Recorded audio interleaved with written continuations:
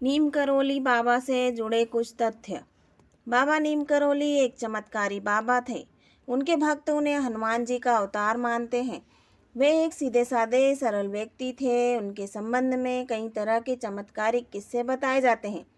बाबा नीम करोली जी के संबंध में 10 रोचक बातें। नंबर 1, नीम करोली बाबा का वास्तविक नाम लक्ष्मी नारायण शर्मा था। उत्तर प्रदेश के अकबरपुर गांव में उनका जन्म 1900 के आसपास हुआ था। 17 वर्ष की उम्र में ही उन्हें ज्ञान की प्राप्ति हो गई थी। उनके पिता का नाम दुर्गा प्रसाद शर्मा था। 11 वर्ष की उम्र में ही बाबा का विवाह हो गया था। नंबर 2, 1958 में बाबा ने अपने घर को त्याग दिया और पूरे उत्तर भारत में साधुओं की भांति विचरण करने लगे थे।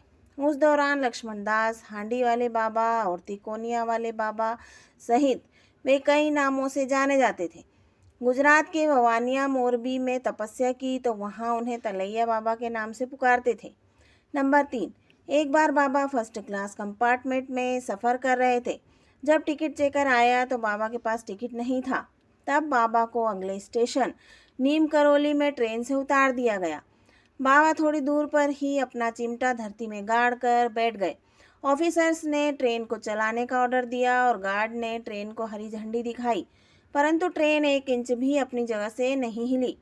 बहुत प्रयास करने के बाद भी जब ट्रेन नहीं चली तो लोकल मजिस्ट्रेट, जो बाबा को जानता था, उसने ऑफिसर्स को बाबा से माफ़ी मांगने और उन्हें ससम्मान पूर्वक अंदर लाने को कहा। ट्रेन में सवार अन्य लोगों ने भी मजिस्ट्रेट का समर्थन किया। ऑफिसर्स ने बाबा से माफ़ी मांगी और उन्हें ससम्मान ट्रेन में बैठाया। बाबा के ट्रेन में बैठते ही ट्रेन चल पड़ी। तभी से बाबा का नाम नीम करोली पड़ गया। नीम करोली वाले बाबा के सैकड़ों चमत्कार के किस्से हैं। नंबर 4, उत्तराखंड के नैनीताल के पास कैंची धाम में बाबा नीम करोली 1961 में पहली बार यहाँ आए और उन्होंने अपने पुराने मित्र पूर्णानंद जी के साथ मिलकर यहाँ आश्रम बनाने का विचार किया था। बाबा नीम करोली ने इस आश्रम की स्थापना 1964 में की थी।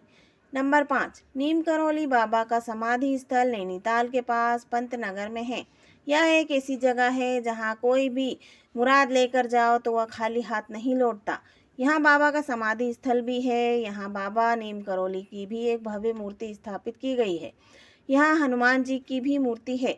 नंबर 6, नीम करोली बाबा के भक्तों में एप्पल के मालिक स्टीव जॉब्स, फेसबुक के मालिक मार्क जुकरबर्ग और हॉलीवुड एक्ट्रेस जूलिया रॉबर्ट्स का नाम भी लिया जाता है।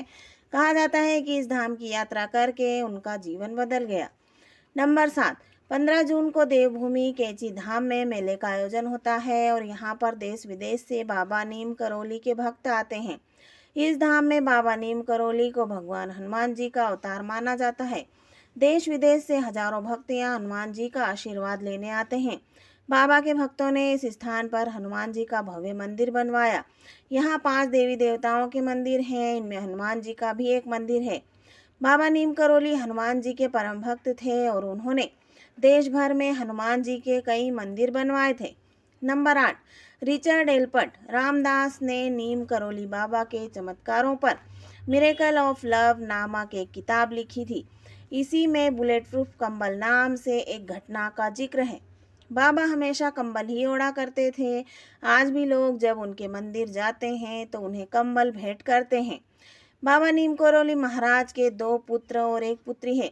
ज्येष्ठ पुत्र अनेक सिंह अपने परिवार के साथ भोपाल में रहते हैं, जबकि कनिष्ठ पुत्र धर्म नारायण शर्मा वन विभाग में रेंजर पद पर रहे थे।